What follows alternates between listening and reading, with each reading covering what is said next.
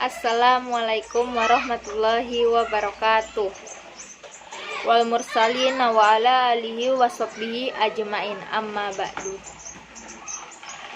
Anbiya alhamdulillahi rabbil alamin. Wassalatu wassalamu ala asrofi. Pertama dan utama, marilah kita panjatkan puja dan puji syukur kehadirat Allah Subhanahu wa taala.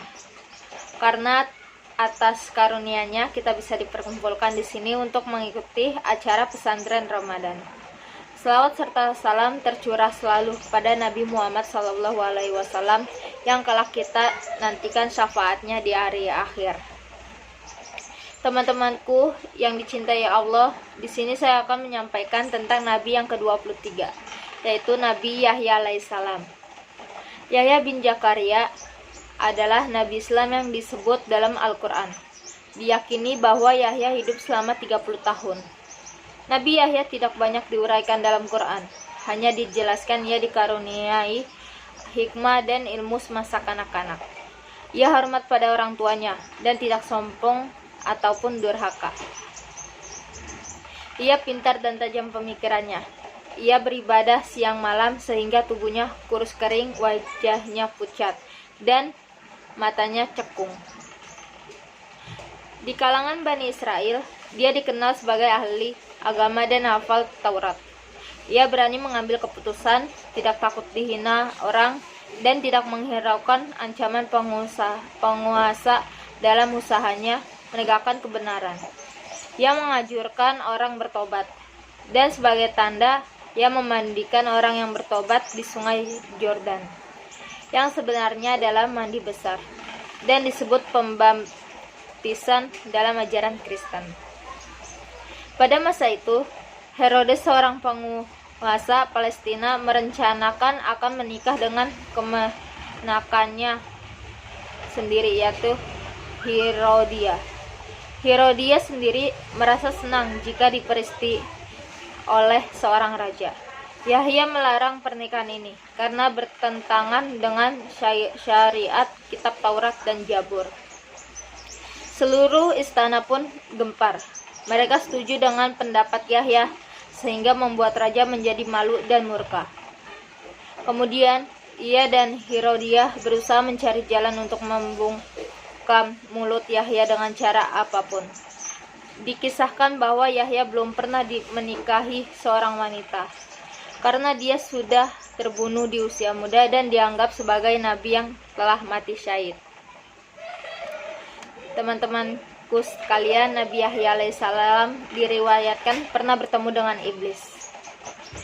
Nabi Yahya alaihissalam bertanya pada iblis, "Beritahu aku tentang anak cucu Adam." Iblis pun menjawab, "Anak cucu Adam itu menurut asal ada 3 golongan, yaitu 1 golongan yang paling keras terhadap golongan kami, 2 golongan yang kami kuasai, dan 3 golongan orang-orang seperti Anda." Nabi Yahya bertanya lagi kepada iblis, "Wahai iblis, laknatullah, tolong beritahu saya apakah yang paling engkau sukai dari manusia, dan adakah yang paling engkau benci dari manusia?" Iblis menjawab, "Orang mukmin yang paling aku sukai adalah orang mukmin yang bakhil.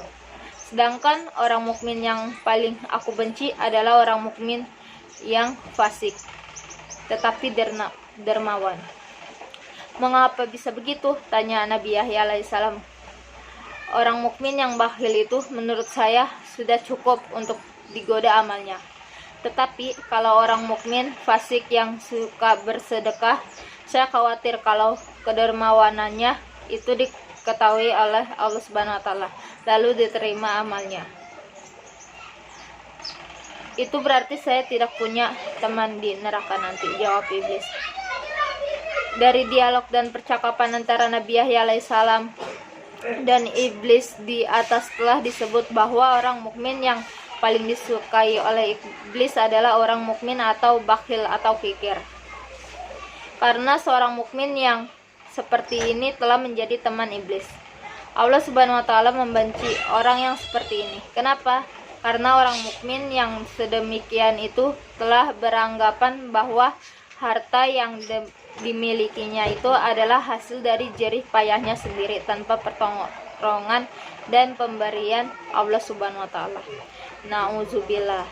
Oleh karena itu, kita harus menyedekahkan sebagian harta rezeki yang telah kita miliki ke jalan yang senantiasa diridhai Allah Subhanahu wa taala. Dan inilah nantinya yang akan menyelamatkan seorang dari lembah kesesatan. Mungkin itu yang saya dapat sampaikan. Bila ada benarnya, itu karena Allah Subhanahu wa taala. Bila ada salahnya, itu karena kebodohan saya. Akhirul kata, wassalamualaikum warahmatullahi wabarakatuh.